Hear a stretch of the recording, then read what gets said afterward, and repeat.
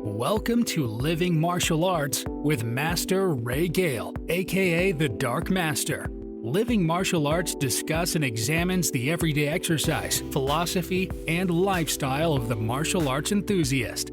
The host talks about his own training, past and present, and he also interviews many martial artists to discover how they continue to live their own martial arts journey. Tune in for top tips on how to get the best out of your martial art. Or perhaps you're thinking of starting a martial art. This podcast offers you an easy way to dip your toe in. Sign up for the newsletter at livingmartialarts.com and get regular updates and training tips direct to your inbox.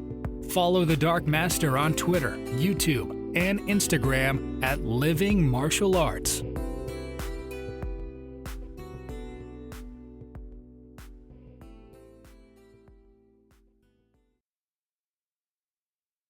Hi, and hello to the Living Martial Arts podcast fans. It's me, the Dark Master, back with another great episode on the Living Martial Arts podcast. I've got an unusual guest in a way because this person is across the pond, or down under, I should say. Not the pond. The pond's the other way in America, but down under. We've got Michael Goodison on the line. So, Michael, how are you doing? All the way from Oz.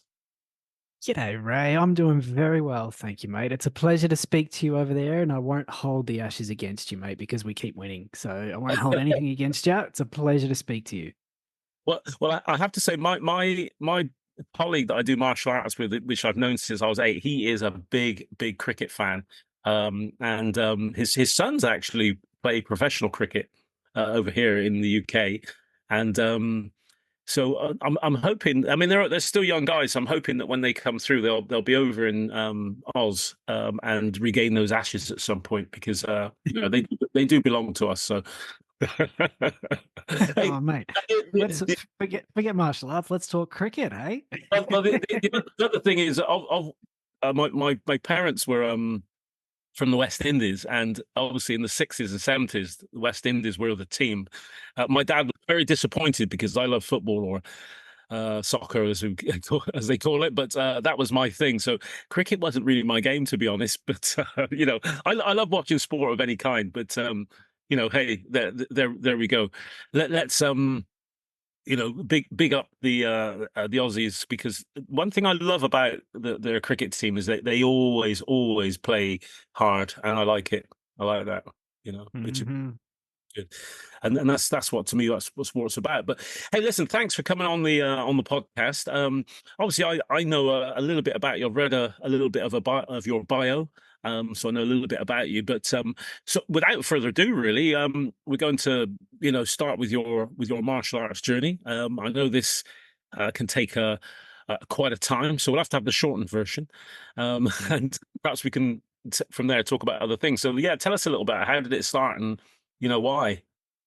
Yeah, thank you, mate. It'd be my pleasure to share the journey. So I fell into martial arts because I was playing Australian football in year 12, which is the final year of high school here. And my parents had told me to stop playing football. I had to take my studies seriously, in the hope that I would have a good academic year. And it didn't go according to plan. I had a very poor academic year, and I'd missed the football season. So, being a young guy, I needed an outlet, and a mate of mine was doing Muay Thai in his garage, and I'd never heard of it. Mate, never heard of it. This is about 13 years ago. I didn't know what it was. It was a martial art. It sounded fun. I turned up to have a go, and I absolutely fell in love with it. It became a religion, a lifestyle. It became the center of my universe. And it didn't take long, Ray. It took about 6 months of training with this guy in his shed before he said to me, I've taught you everything I can teach you. If you want to take this seriously, you need to learn about this guy named John Wayne Parr, who was an Aussie legend, Muay Thai legend. You need to watch his documentary, Blessed with Venom, and then you need to go to Thailand and you need to fight over there. So being a young, very silly 20-year-old, I was at the time, 19, 20, I took his advice. I bought a ticket. One-way ticket to Thailand, and off I went. So straight to Thailand, very young age, on my own. I did have a friend who promised to come with me, but his plane ticket just never materialized, and I ended up going on my own. So flew into Phuket, which was, I thought Phuket was Thailand. I was very naive 19-year-old. I thought that's all it was, but turns out there's a lot more to Thailand than just Phuket. But that's where I landed. And I spoke to a taxi driver at the airport and I said, mate, could you take me to a Muay Thai gym, please? And he said, well, which one? I said, I don't know. I'd just like to go to a Muay Thai gym, please. That's why I'm here. And so he did. He made a few phone calls and he put me in the back of his tuk-tuk and we went to Tiger Muay Thai, which was at the time still relatively new. I think it's a huge establishment now. Everyone knows Tiger Muay Thai. But at the time, 13 years ago, it was still relatively new. It was one of the only gyms at the time that was marketing to foreigners, that had a real website presence. And so they dropped me off there and I joined the morning class at 6 a.m. the next day, joined them for a run.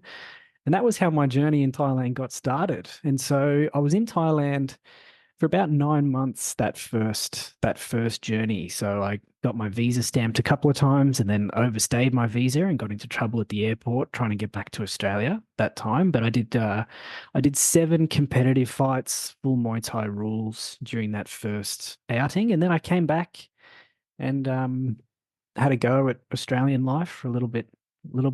And the itch just wasn't scratched. So I went back for an eighth fight, which at the time, it did end up being my last fight. Maybe I'll fight again, but it's been a while. But I went back for an 8th fight in 2016. I think it was 2016. And I ended up writing a book about that time. So I went back for a month-long period of time to train, to travel, to ultimately have a fight in Muay Thai, the sport that I loved. And I wanted to write about it. I wanted to write about a training camp. When I went back to the north of Thailand. So I went back to Chiang Mai and Pai. So the book was really centered around those 2 cities in northern Thailand, which for me was a far more appealing part of Thailand, being in touch with a more authentic Thai culture, away from the parties, the beaches. And I was just there that second time around to compete, to train, to have an adventure that I could share with people that was really just had a Thai flavor to it. So my record after 8 fights was undefeated. I had eight fights over there under full Thai rules and 8 wins. So I was very lucky. But so mate, I hope that brings everyone up to speed. It's been a few years since I've actually been to Thailand, but I still, same as yourself, like you were telling me earlier, I still train all the time. I train a bit of boxing and jiu-jitsu now as well. It's not just Muay Thai. And I it's a part of myself I don't think I'll ever let go. Same as you. You were just telling me before, you're going to do it till you're 90. I can't see myself letting it go. No, definitely. Well, that is an interesting story. I've got some questions to ask you about that, and then we can perhaps move on to some other stuff. But the first thing is that I mean, what was it about? Because I had the experience of starting martial arts, and although it was, I'm not a big guy, although it was physically tough and demanding, there was something about it that I loved. And the one thing I seemed to sort of get early on was that, I mean, football was my thing, soccer, football, whatever you want to call it. That was my thing, and I did that as part of a team. But there was something about doing martial arts and it all being up to me how I did. I wasn't relying on a teammate, that sort of resonated with me, and I like that. I don't know whether that was the case for you, but certainly I fell in love immediately with it. My first class, I thought, yeah, this is it. I found it. I don't know what's your experience on that? Yeah, Ray, absolutely. At the time, if you'd asked me at the time, I would not have been able to answer you, but I absolutely know what the answer is now. There's a real journey of discovery in martial arts, and I realize now what I needed, what martial arts gave me at that time of my life was I needed to learn how to win. I needed to learn how to feel like a winner. Yeah. And that's a very personal thing. It is, and it's a very personal thing to share. But at the time, I didn't feel like a winner, and I needed that. I needed to learn. I come across people in the gym all the time who have fantastic fighting techniques. They've been taught how to fight, but they haven't learned how to win yet. And once you know that might seem like a silly thing to say, but once you know the difference, it's a significant difference. The ability to win. And that's what I needed, and that's what combat sports and martial arts gave me. Was it completely changed, not overnight, it was a journey, but it completely changed my psychology, my sense of who I am, and my ceilings of potential it just vanished. As once you're a winner and you feel like you know how to win, anything becomes possible. And martial arts gave me that, and still to this day, it continues to give me that. Yeah, well, that's an interesting one because I often say to people that I mean I started competing in the late '70s and eventually I competed internationally and traveled the world and went to a lot of continents with the sort of British team here and did really well. But I often said to people that my first few years it was very different martial arts because there was no weight categories when I started. So you just fought anybody, just happened to, and I fought a lot of big guys. Um, so I actually had to learn how to lose well. And I did lose a lot. You're talking about how to win, but actually I was saying to my students, losing is a part of that. And you've got to learn how to lose, but you've got to learn from it and think, right, okay, what did I do wrong? What can I do better next time? And that was my process for the first few years of competing. So I don't know if that's the same thing that you're talking about, or you're immediately thinking, oh wow, this. What do I do next? No. You're absolutely right. That's the journey. Everyone starts out, in their first martial arts classes, just getting swamped, feeling like they're drowning, feeling like this is the most I've ever lost in my entire life. The bubble bursts. You have this, I think every person who's ever been to a martial arts gym has an idea in their head of who they are and what they can do. And that first martial arts experience bursts the bubble. And you go home, you cry yourself, you cry in the shower, you just completely have to reimagine who you are. And that's the journey to becoming a winner, though, is learning how to look. We don't train to never get tired or stressed. We train so that we get comfortable being tired and stressed. Yeah. We learn how to deal with that. And then once you've got that, that sense of being robust and feeling like, you're comfortable with the downside, you're comfortable with losing, you're comfortable with all that. That gives you the foundation to then start developing pathways to victory, not just on the mats, but as an individual as well. It's so important to go through that experience of just getting beaten. Yeah. Yeah. Yeah.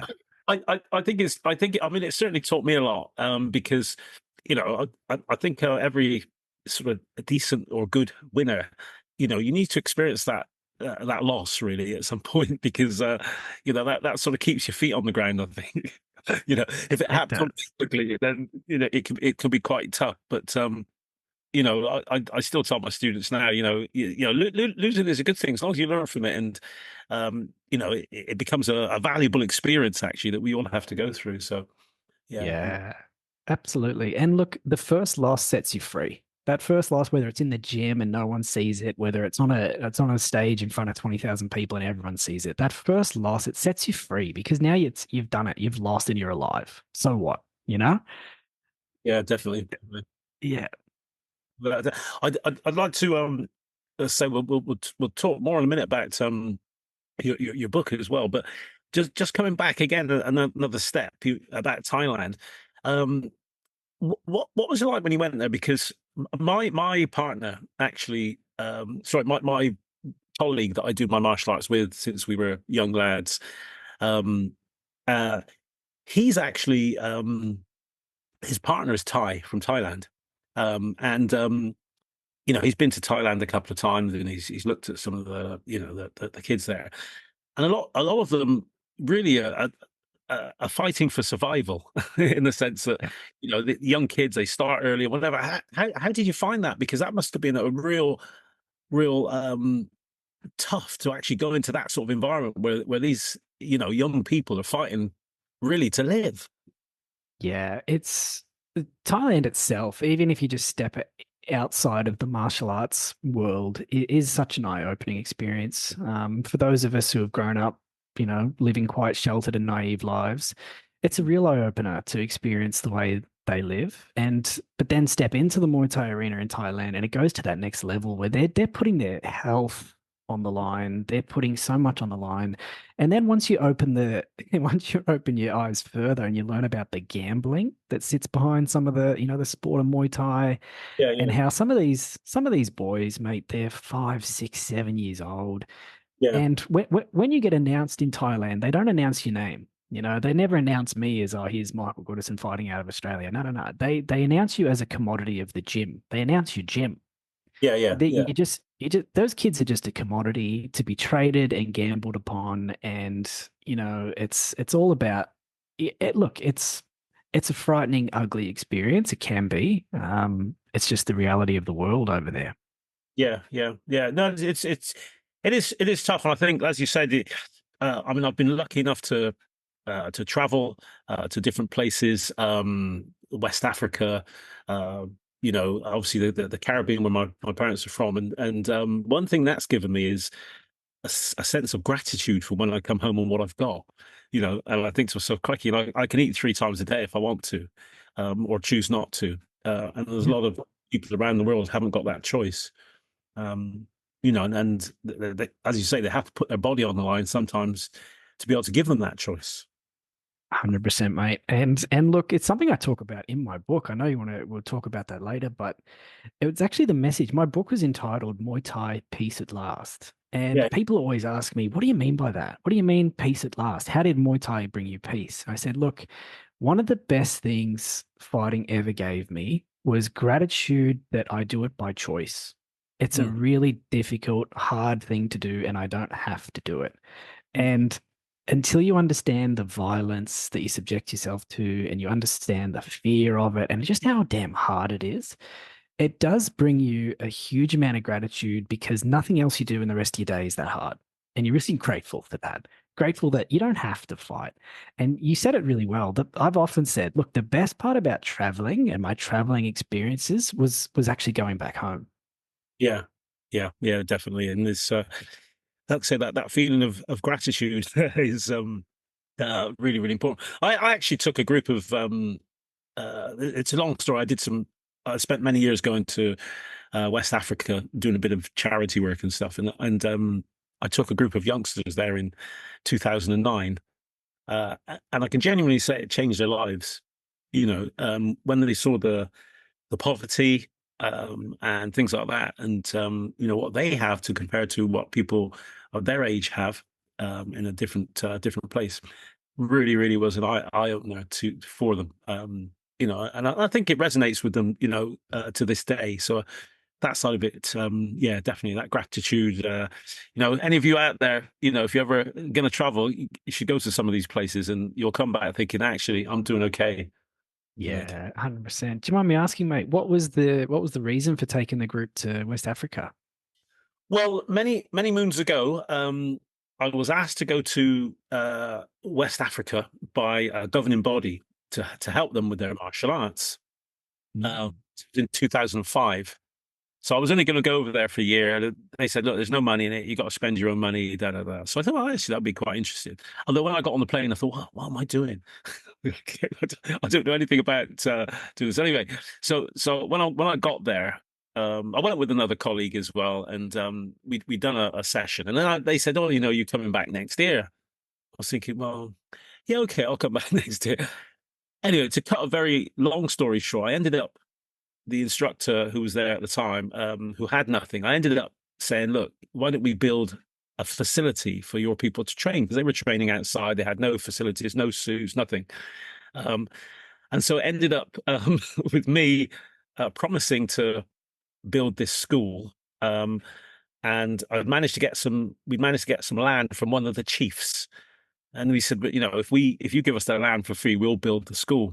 So anyway, came back, started fundraising. I cycled Land's End to John O'Groats, the length of the UK, raised 25 grand, did some things like that.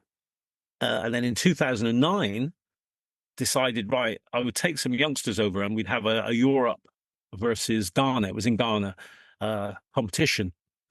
So I brought these youngsters over and we had a big crowd. We had the chief of police and all the dignitaries were there. We had the Ghanaian Olympic Committee, whatever, just to raise the profile. Wow. So that's why I was there, and that's what happened. So I ended up going from 2005 to about 2016. We built the school, and the school teaches martial arts, but it also teaches some local kids to read and write, who are sort of close to that area, so they can then have a life. If they can read and write and do simple arithmetic, then they've got a future. And so that was it, That's really. incredible. Yeah, That's incredible. that was the, Absolutely incredible. it was a people ask me what's the most my biggest achievement is definitely that, because I've Yeah. managed to affect the lives of a lot of people, a lot of youngsters who would never have a future. And I'm very proud of that. I haven't been over for the last few years since the lockdowns, but I still get Facebook messages from them every day. When are you coming back? When are you coming back? So I have to get back there Yeah. and see them, see how it's getting on. So yeah, Yeah. You do, mate. That's an absolutely incredible achievement. And I'm glad, you really should be proud of yourself. That's absolutely incredible. You need to write that down into a book, mate. That's well, in yeah. about, I thought about that. you told that story in about 3 minutes flat. I'd love to hear the detail. Yeah, it is definitely something that's I'm very proud of. But sort of going on to your book. I mean, before you sort of tell the ins and outs of the book, did you have author credentials or writing credentials before? I mean, it's quite. I've written one small book, to be honest, and that was a task. That was a task. So how do you find that? Why? Why?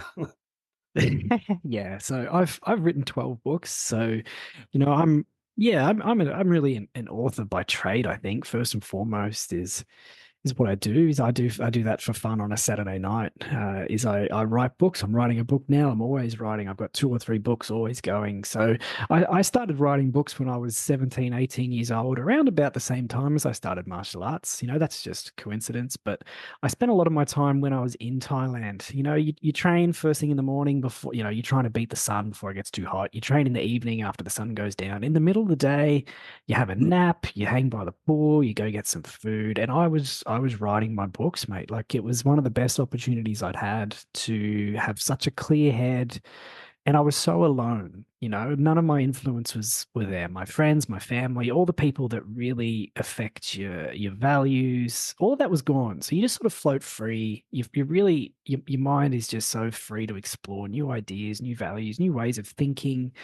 And so I spent a lot of that time when I was in Thailand and fighting and training, writing my books. So, obviously, I think the martial arts and what I was doing day to day heavily influenced my writing style. There's a lot of martial arts in my books, and it just got me to thinking. It took a couple of years before it sunk in. Was that, what I need to do is, instead of writing fiction, I need to write a true story about fighting and training and traveling in Thailand. So that's the reason I went back for the 8th fight. It was preconceived. I went there with the intention to have a month in Thailand, and I'm going to document it. So every day, I'd be up in the morning and I'd be taking notes, and I'd be really on the front foot about trying to. The problem with writing true stories is you've got to have a story to tell. So I had to be really proactive with making things happen. I knew I had this month, I'm documenting it. Let's get out there. Let's meet some people. Let's have some real Thai experiences. Had to get out there. Yeah. No, that sounds great. So, I mean, the book itself. I mean, obviously, you mentioned the title piece at last. I'm assuming that's quite a spiritual, philosophical, piece of work. Would you say that?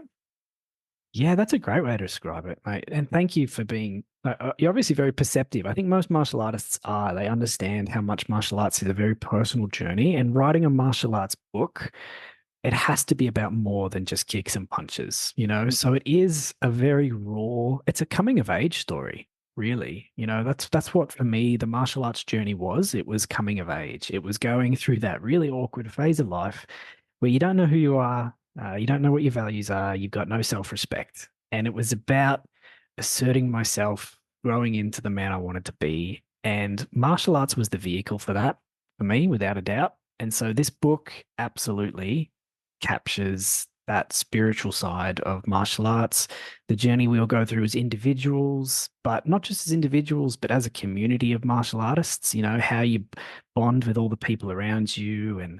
And just Thailand is the perfect arena to tell that story, because martial arts and Buddhism they're the twin pillars of Thai life. You know, Yeah. it's the perfect place to talk about that dichotomy of Buddhism being such a culture of peace and connectivity and community. And then within the same human beings and individuals and community, they have this extraordinarily violent martial art that they all turn up to and revere. And it's the perfect place to explore the different aspects of us as humanity, how those two parts of us can coexist, you know, the yin and yang, right? The yin and yang from Chinese culture and a lot of like your Taekwondo background. I Yeah. assume this is a big part of the teaching. So, Yeah. yeah. So for me, mate, that was the perfect place to tell the story. I had to go back to Thailand to tell it properly. Yeah. No, you're right there. It's that balance. As I say in Chinese, they call it in yin and yang. In Korean, it's called yang. So yeah, it's very much about getting that balance in life. I believe. I mean, according to my colleague anyway, because Thailand is known as the land of smiles, and the people are very warm and receptive to Westerners. So Yes. yeah, that's Yeah. 100%. Look, there's obviously exceptions to every rule, but by and large, the Thai people, the Thai way of life is beautiful. You just feel so welcomed. It feels like home. Like it's funny, you come back to, like for me, obviously back to Australia, the place I've lived my whole life, go back to my usual streets, the usual people, and it doesn't feel anywhere near as at home as that 6 months or 9 months you spent over in Thailand. You know, yeah. it's just incredible how much that place and the way they build a community, their values, the individuals, it makes you feel like you belong. Yeah, no, it's great. The on the actual aspect of the fighting, I quite like. But one of the reasons I don't like things like, I'm not saying I don't like, but I don't admire it as much UFC is Mhm. because when it first started UFC, you had people bowing and this is the very early days of UFC and you could see this person was karate, this person was Muay Thai, this person was Taekwondo, this person was Jiu-Jitsu. And, they came in with their sort of traditional uniforms. I quite like that side of it. And then when it got into a sort of more of the mixed martial arts and you didn't really see the different style, I don't like it as much. So the point I'm leading to is certainly within Taekwondo, the style of Taekwondo that I do, ITF Taekwondo, there is a code of etiquette and the etiquette must be observed. And I get that feeling from Thai watching Thai boxing as well. I've been involved with a little bit in the UK. How did you find that? Was that something that was very stressed as very important? Are hugely important. And that yeah, you're going to find out very quickly if you're breaking any of their unspoken rules because the crowd will start booing if you're doing something wrong. So it's everything there. So everything from wearing the mongkon, which is the thing you wear around your head, and performing the white crew and the dance before the fight begins. There's that ceremony and the meaning of that, doing that correctly. So you have to run your glove around the top rope of the ring to seal the ring from any bad spirits, but also the way you enter the ring. So, for example, if it's your very first fight in front of people, you enter through the middle ropes because you're being birthed into this competitive space. Whereas you can only do that for your very first fight. Any subsequent fights, you have to go over the top rope. That's just that's one of their things. Women can only go through the bottom rope, right or wrong. That's just one of their rules. But another thing which is really interesting in the world of martial arts is how in Thailand the foot, in particular the bottom of the foot, is considered really dirty. And so when you watch Muay Thai, you'll notice they never throw a teep, which is a push kick, to their opponent's face ever. Right. Yeah. Because that is incredibly rude. You can throw it to other parts of the body, throw it to the thigh, the solar plexus, what have you. They'll throw roundhouse kicks and the top of their foot to a person's, head, face, neck, but they'll never use the bottom of their foot to their face. If you ever do something like that, they'll get booed. It's a horrible thing to do. But it goes even beyond that. It goes to pace. So the culture of Muay Thai is built around gambling and a 5-round match. So if you ever watch a Muay Thai fight, you'll realize the first round is really, really slow. Mm. Really slow. There might be a handful of exchanges in that round. And the whole point and purpose of that is for the gamblers in the crowd to get a bit of a gauge who's doing what, because the odds makers come around in between rounds and bets are made. And the theory goes that round 4 in a Muay Thai fight is the fight. It's just let's find out who's better now. And it's they go to war in round 4. And if Right. you survive into round 5, that's the dancing round, is what they refer to it as. So you'll often notice in round 5 is that the activity really slows down. And often in the last minute, the guys will circle each other and they'll almost be pretending to fight. But they both know the fight Yeah. happened in round 4. We're done now. We're just getting to the end. Yeah. So now the experience I had, I'm not sure if I had my time again, if I'd do it the same, but my theory was to take advantage of that. And I got booed a lot. So I Mm. started my fights very fast, which went completely against the grain. And it won me fights because my opponents weren't prepared for that. They didn't know how to handle that. I got booed for it. But, it Yeah. just Yeah. sort of speaks a little bit to how important it is to them. Yeah. Yeah. Definitely. Did you ever come up against? Did you ever see? What's his name? Sanchai? Was it Sanchai?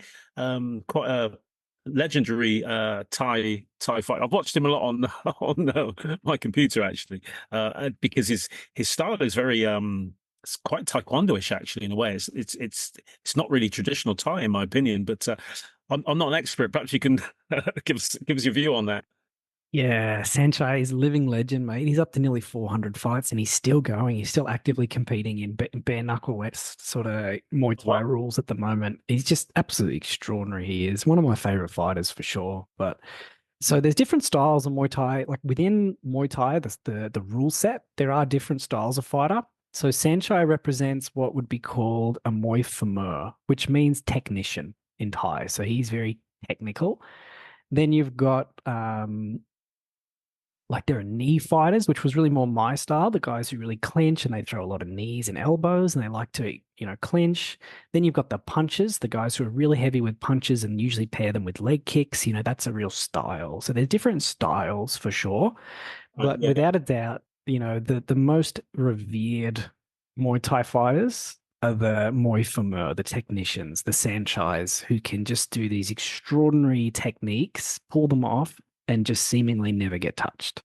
Yeah, yeah, no, it's amazing when I've watched him. I've been in awe, definitely. Yeah.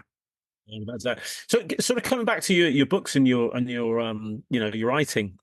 Um, obviously you mentioned Peace at Last. And is there a sort of continuation of that particular book, or are you starting a different project? What are you doing at the moment? Yeah, no, look, I've tried to follow it along. I've got plenty of people who write to me all the time asking when's the next story? When's the follow-up to the Muay Thai story? And like I sort of previewed at the start, the problem with writing true stories is that you have to have a true story to tell.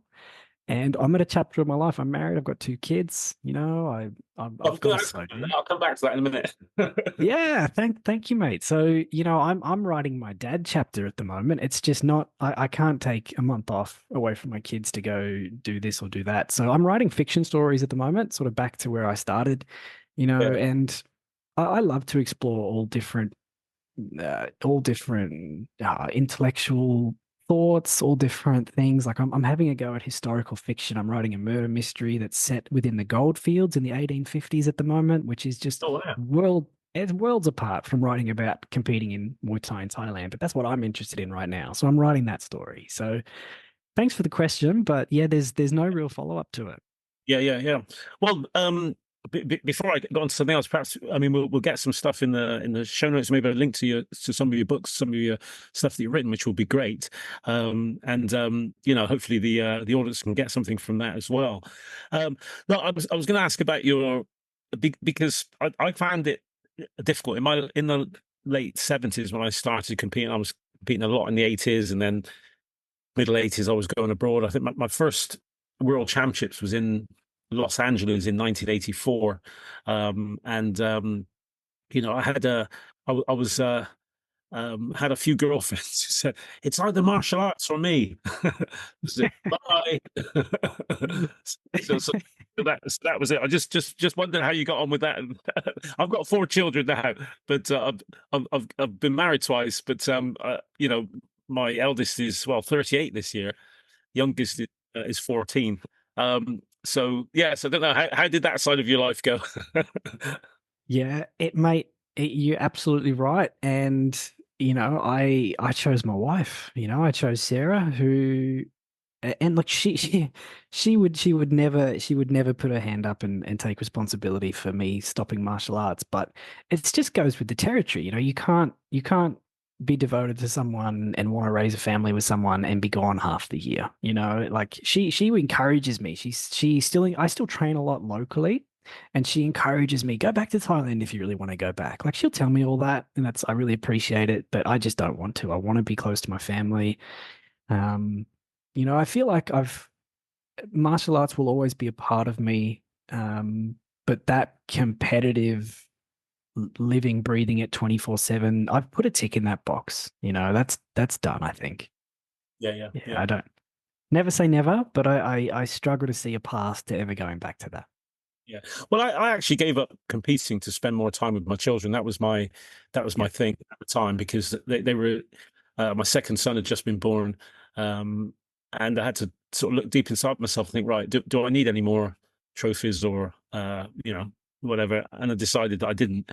In fact, I stopped. A few people said, "Oh, you got to keep going. You got to keep going." I said, "No, that's it for me. I've had my time. I've got it out of my skin, and I've got to move on now." So That's you know, that's exactly it, mate. And look, that for me, that had a real feeling. That feeling when I knew I was done, and that's why it's called peace at last. It's that feeling of I don't know what it was, but I got it out, and I don't have anything left to prove to myself.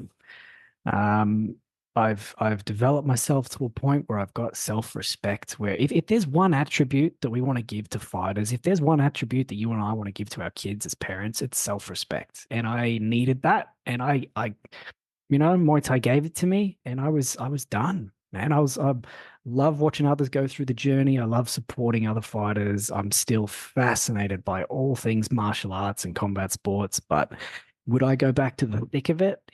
Probably not. well, Muay Thai. I mean, particularly. I mean, it takes and again, something I'll ask you about. I mean, it takes a toll on your body. I mean, the hits you take, the leg kicks and so on. Did you have any lasting effects of that, or at the time any injuries? So I got pretty lucky. I broke a few bones in my hands, so to thumbs and fingers. I had a few cracked ribs. Majority of my injuries were cuts. So in Muay Thai, they throw elbows, and elbows, bring about a lot of cutting injuries. So I've nothing like, they're just superficial, but I do have a lot of scars around my eyes, around my head, which every now and again you get a comment on. It's like, oh, what's that big old scar on your head from? And Yeah. and sometimes people are surprised to learn that, like, oh, I used to do this sport and I used to do this, and people go, oh, did you? You seem like such a nice person. Like you're such a cool, calm, collected person, Ray. Like, you'd get this all the time. People so shocked to hear what you do. Yeah.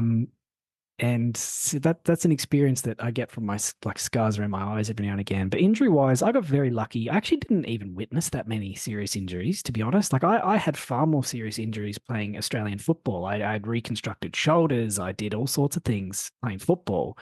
And Muay Thai, I never really saw injuries that serious. Yeah.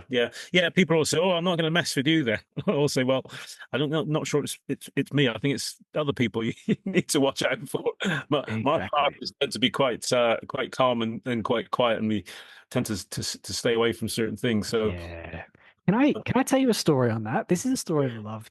It's a bit off topic, but I love to tell this story I have students, same as you, people who come to us because they want to learn their martial art. And a really important part, a part of martial arts to me is conveying techniques, but conveying, personal attributes to them as well. I think that's so important, especially when martial arts is a vehicle to make people better. And so often we get people who are young, they're still forming a sense of themselves, and we're an important part of that journey as coaches.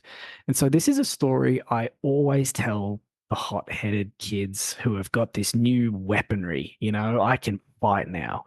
And so I Mm. tell them this story that one of my old Thai coaches said to me when I first went to Thailand. I was a part of this group. There was a group of us, there was a bunch of foreigners who were all training at Tiger Muay Thai.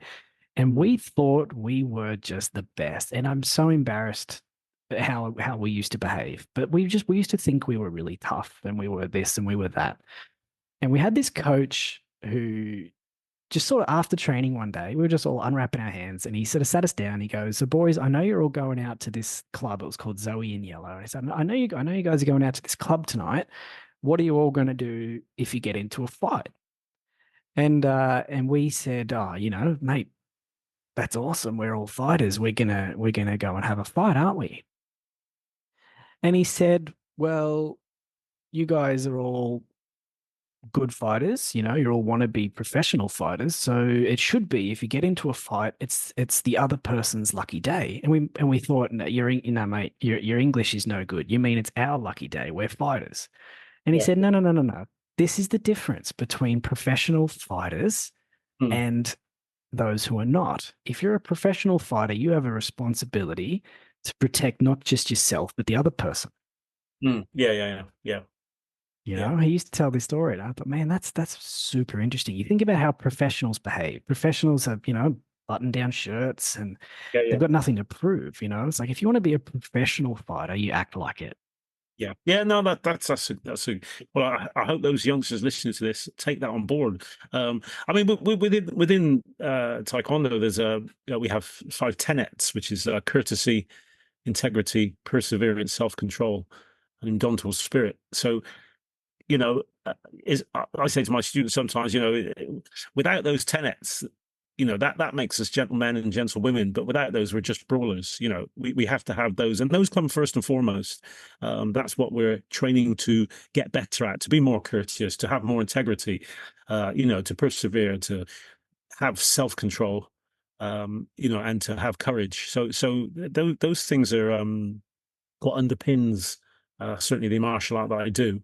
And obviously, there's a code in, the other arts as well, Muay Thai, karate, Yeah, BJJ, whatever it is, you have to have that moral code that underpins the art. So, 100%. You made this point earlier, which is you were talking about the UFC and how it's really changed the face of martial arts. And it's actually gotten to the point where I put it into a different category. I say now we have martial arts which have a code of ethics.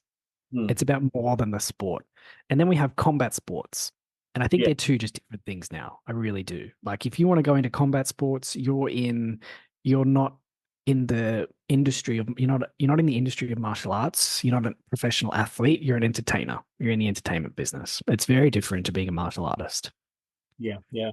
Well, listen, we're coming towards the end a little bit here, but I just want to ask, really, what does the future like? How do you see it? What I'm assuming that you're going to continue to write. Yeah. You continue to explore martial arts. Maybe I don't know. Maybe I started doing a few years ago. I started doing a little bit of Tai Chi. I wanted to do a soft or internal, if you want to call it that, martial art. I really enjoyed it, actually. I really enjoyed it. It was good, and I went in there as a complete beginner, which was quite nice, and just people telling me what to do, which was great. I love that. Yeah, look, just before COVID hit, which obviously threw a spanner in the works, but I got into jiu-jitsu. And yeah, since all the silliness has ended, I've been on this jiu-jitsu journey, and it's been a revelation because it scratches the itch in a different way. Mm, It's very cerebral, it's very much a chess match. It's a totally different style of competitive martial arts to Thai boxing. And the evolution continues. I don't see this is what I mean. I don't ever see myself stopping martial arts. And at the moment, I'm just right in the thick of jiu-jitsu. mm, Absolutely love it. The future, mate, yeah, I'll keep writing books. We've got a couple of young kids. We're pregnant with a third, and our plan is to do this nesting chapter of our lives where we raise our kids until they're 5, 6 years old. And then, mate, we want to take them, we want to homeschool them, and we want to take them around the world, and we want to take them on these adventures with us, and maybe go see that little gym in Ghana, and we just want to Yeah, show them the world is the next chapter. It's all about the kids. Oh, great. No, great. Well, where can, I mean, we'll put some stuff in the show notes, but where's the best place to get hold of some of your stuff? And maybe, is it website? Is there social media? What can you tell us? Yeah, thank you, mate. There's probably two places where I'm active. So I've got a website. It's just www.michaelgoodison.com. You can jump on there. That's got all the links to your nearest, book stockist. So you can find it local to you, or just it'll take you to your local Amazon. You'll be able to find that book locally to you at the website. And the only social media platform that I'm quite active on is Instagram. So you can just find me if you type, Michael Goodison author. And you'll find me there. Follow, like I make a real effort to respond to people. I share things when people tag me in things. I try to be really interactive on Instagram.